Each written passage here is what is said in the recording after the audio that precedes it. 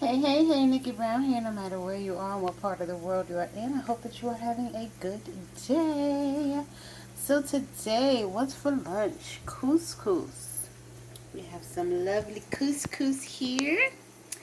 And I did season it with a little bit of the salt-free garlic and herb seasoning, a little sea salt. I did not add pepper yet, but I'm going to do that now.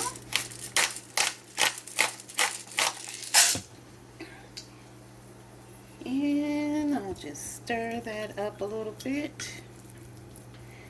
It's good and fluffy. Almost reminds me of cream of wheat. And we're going to add some broccoli to that. Oops, man overboard, man overboard. All right. Grab that. And that is what is for lunch today.